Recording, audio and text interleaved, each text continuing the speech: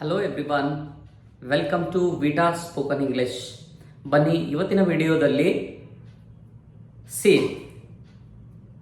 ನಾನು ಯಾವತ್ತೂ ಅಲ್ಲಿ ಹೋಗಿಲ್ಲ, ನಾನು ಯಾವತ್ತೂ ಅದು ತಿಂದಿಲ್ಲ, ನಾನು ಯಾವತ್ತೂ ಅದರ ಬಗ್ಗೆ ಕೇಳಿಲ್ಲ, ನಾನು ಯಾವತ್ತೂ ವಿಚಾರ ಮಾಡಿಲ್ಲ, ನಾನು ಯಾವತ್ತೂ ಅದನ್ನು ನೋಡಿಲ್ಲ, ನಾನು ಯಾವತ್ತೂ ಅದನ್ನು ಮುಟ್ಟಿಲ್ಲ, ನಾನು ಯಾವತ್ತೂ ಅದ್ರ ಬಗ್ಗೆ ಕೇಳಿಲ್ಲ, ನಾನು ಯಾವತ್ತೂ ಅದ್ರ ಬಗ್ಗೆ ಮಾತಾಡಿಲ್ಲ.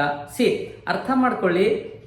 ನಾನು ಯಾವತ್ತೂ ಹೋಗಿಲ್ಲ, ನಾನು ಯಾವತ್ತೂ ಬಂದಿಲ್ಲ, ನಾನು ಯಾವತ್ತೂ ಕಲ್ತಿಲ್ಲ, ನಾನು ಯಾವತ್ತೂ ಅದ್ರ ಬಗ್ಗೆ ಕೇಳಿಲ್ಲ, ನಾನು ಯಾವತ್ತೂ ಓಟ್ ಮಾಡಿಲ್ಲ, ನಾನು ಯಾವತ್ತೂ ಆ ರೆಸ್ಟೋರೆಂಟಿಗೆ ಹೋಗಿಲ್ಲ, ನಾನು ಯಾವತ್ತೂ ಬೆಂಗಳೂರಿಗೆ ಹೋಗಿಲ್ಲ, ನಾನು ಯಾವತ್ತೂ ಅವ್ರ ಜೊತೆ ಮಾತಾಡಿಲ್ಲ ಅನ್ನೋದಕ್ಕೆ ಇಂಗ್ಲೀಷಲ್ಲಿ ಹೇಗೆ ಹೇಳ್ಬೋದು ಅರ್ಥ ಮಾಡ್ಕೊಳ್ಳಿ. ಒಂದಿದೆ, I have never talk to